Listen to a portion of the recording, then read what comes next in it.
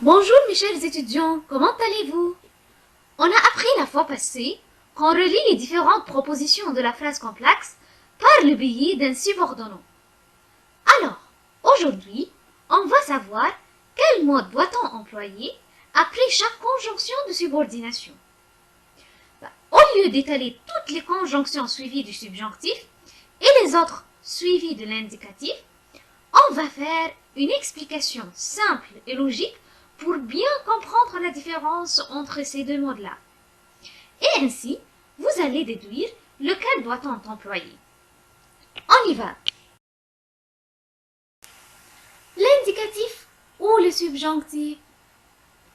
En règle générale, l'indicatif exprime une réalité ou une certitude, un fait dont on est sûr et certain. Tandis que le subjonctif, il indique une action incertaine, mise en doute ou rejetée. De ce fait, dans une proposition subordonnée qui marque la cause, est-ce que c'est un fait certain ou incertain? Très bien, la cause est arrivée avant l'action de la principale. Donc, c'est certain. On emploie ainsi l'indicatif. Prenons les exemples suivants. Comme il n'avait pas d'argent, il n'a pas pu payer. Ici, le fait de ne pas pouvoir payer est passé, est arrivé après le fait qu'il n'avait pas d'argent. C'est logique. Et l'exemple suivant, puisque tu n'as rien à me dire, tu peux partir. Alors, je suis là et je l'exhorte à dire la vérité ou à avouer ou bien à parler, mais elle insiste ou il insiste, la personne qui est devant moi insiste sur le fait de ne rien dire. Alors, je lui dis, tu peux partir puisque tu n'as rien à me dire. Vu qu'elle est en retard, nous commencerons sans elle. Alors, le fait d'être en retard est passé avant qu'on commence. Et vous le voyez très bien que le verbe commencer est au futur. Alors ça est passé après la cause d'être en retard. Donc, le plus souvent, on emploie l'indicatif après les conjonctions de subordination qui marquent la cause, à l'exception de quand la cause est rejetée ou fait l'objet d'une alternative. Mais que veut dire une cause rejetée? Voyons cet exemple. Il a réussi, non qu'il ait travaillé, non qu'il ait travaillé, non. Alors c'est pas la vraie cause. Il a réussi, non qu'il ait travaillé, mais il a eu de la chance. Regardez ici, on a, il a réussi, non qu'il ait travaillé, ce verbe qui est en vert est au subjonctif, le subjonctif passé, tandis que la vraie cause, comme on vient de le dire, est à l'indicatif. A-U. Alors c'est au passé composé de l'indicatif. La cause rejetée est au subjonctif, non qu'il ait travaillé, mais il a eu de la chance. Ça, c'est la vraie cause qui est à l'indicatif. L'exemple suivant, il a réussi, soit qu'il soit chanceux, soit qu'il ait travaillé. Alors ici, c'est l'alternative. Il a réussi ou bien parce qu'il est chanceux. Et voyez, je dis parce qu'il est chanceux. Il est. Donc, j'ai employé le présent de l'indicatif comme on vient de le dire que la conjonction parce que est toujours suivie de l'indicatif. Tandis que si c'est pas parce que, c'est une alternative. Soit qu'il soit chanceux, soit qu'il ait travaillé. On emploie donc le subjonctif. En revanche, avec le but, on n'est pas encore certain ni sûr de pouvoir atteindre cet objectif-là. Alors, comme conjonction de subordination qui marque le but, on a afin que, pour que, de crainte que, de peur que, et on va apprendre plus tard ce nœud-là qu'on appelle le nœud explétif, qu'on peut l'éliminer ou bien l'ajouter. D'accord? Mais on va prendre ça un peu plus tard. Je ferai n'importe quoi pour qu'il sourie. Alors, pour moi, je vais faire tout mon mieux pour qu'il sourie. Mais on ne sait pas encore. Est-ce qu'il va vraiment sourire ou non? Alors, c'est pas certain. c'est pas sûr. Alors, on emploie le subjonctif. Je sacrifierai tout pour toi, afin que tu réussisses. Mais le fait que tu réussisses ou non n'est pas certain.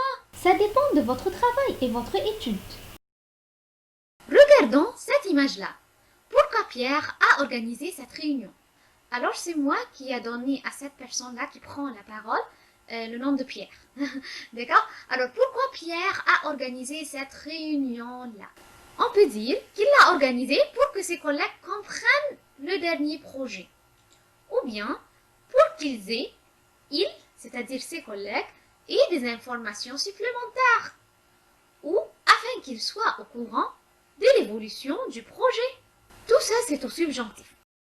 Mais faites attention, si on dit « il l'a organisé pour qu'il leur fasse une présentation du projet », alors c'est faux. Pourquoi? Parce qu'on a ici le même sujet dans les deux propositions, dans la proposition principale et dans la subordonnée. On doit éliminer le deuxième sujet répété et ainsi, on ne va pas employer le subjonctif. Alors, qu'est-ce qu'on va faire? Tout simplement, puisque les deux sujets des deux propositions sont pareils, on va employer tout simplement l'infinitif pour faire une présentation du projet. Alors ici, il est le sujet du verbe organiser de la principale et aussi du verbe faire à l'infinitif. Ensuite, la conséquence indique-t-elle un fait certain ou incertain? Très bien, bien sûr c'est certain, parce qu'on sait déjà le résultat.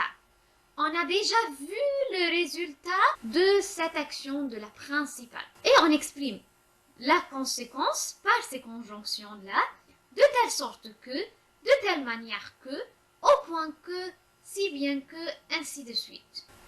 Exemple, tu as agi de telle sorte que nous ne pouvons plus te faire confiance. Alors, le fait que nous ne pouvons plus te faire confiance est dû à tes comportements.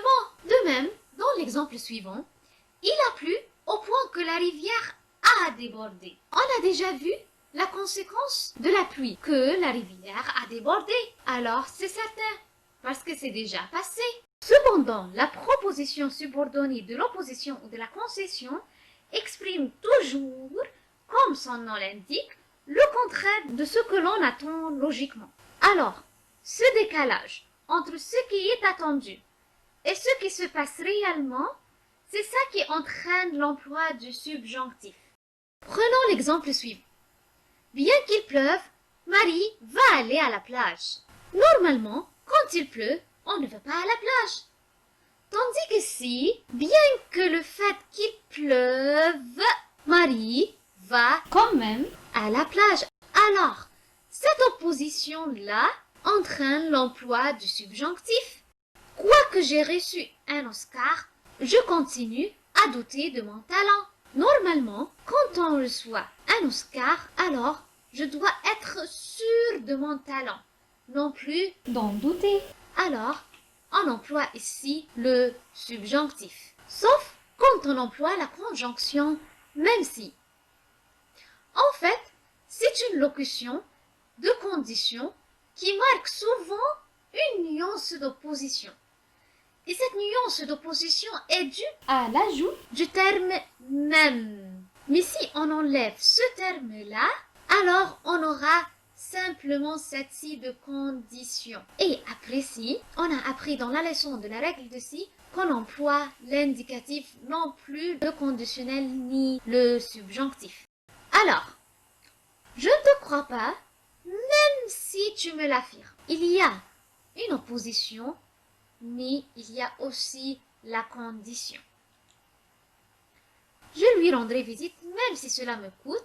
Alors, ça marque aussi la condition et l'opposition. Revenons à la condition. Comme on vient de le dire que dans la plupart du temps, on emploie après les conjonctions de subordination qui marquent la condition, on emploie l'indicatif. Surtout après les conjonctions si, selon que, suivant que, ainsi de suite. Alors voyons cet exemple. Il change de ton selon qu'il a tort ou raison. Alors, après selon que, on emploie l'indicatif. Les gens vous regardent. Différemment, selon que vous êtes beau ou laid. Alors aussi, après selon que, on emploie l'indicatif.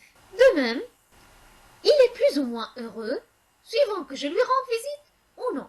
Et enfin, je le récompenserai, suivant qu'il m'aura servi.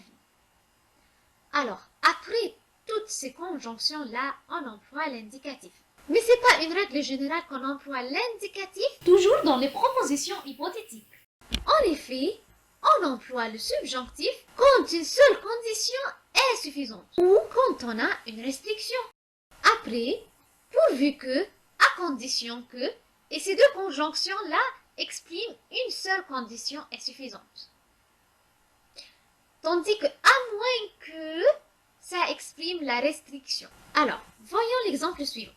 Pourvu que vous ne fassiez pas trop de bruit, vous pourrez jouer dans le couloir.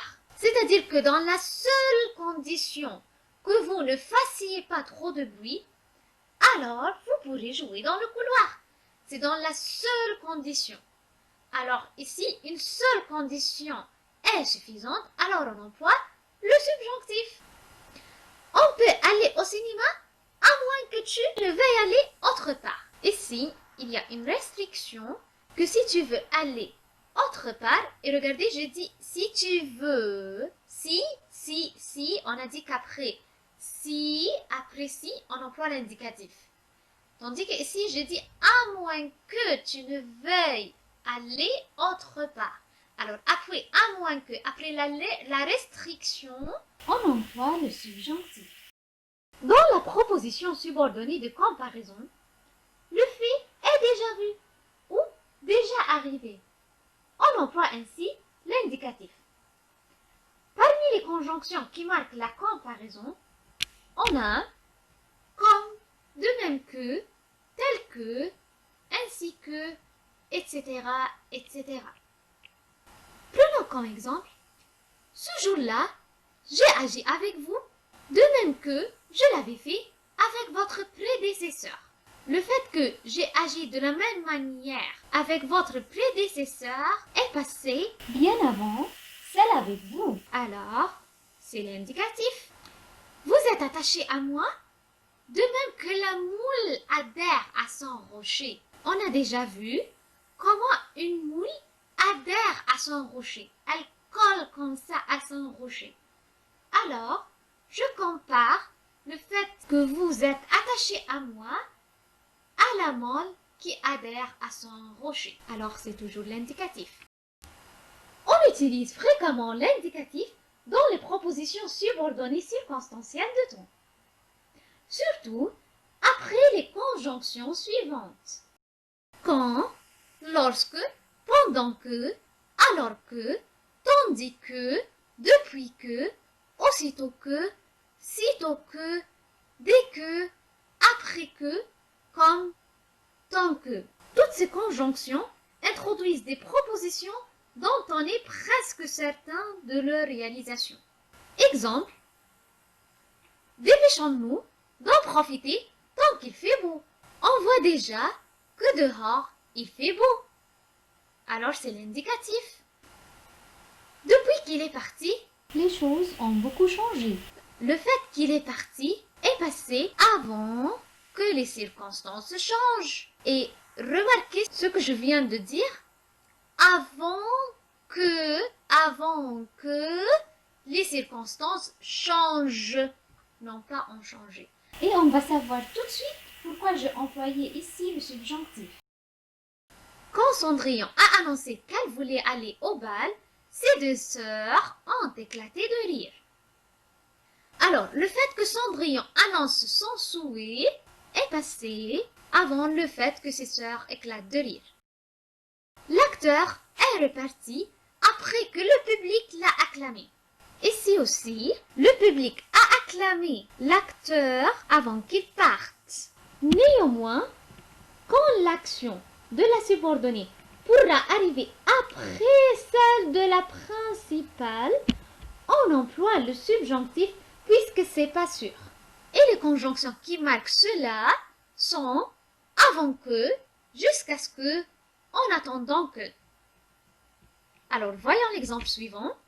J'attendrai jusqu'à ce qu'il revienne. Alors, je ne sais pas encore quand est-ce qu'il va revenir. Je ne partirai pas avant que tu ne me dises la vérité. J'en suis pas sûre s'il va dire la vérité ou non. Et voyez, comme je viens de l'expliquer, après avant que, On emploie le subjonctif. et merci de votre attention.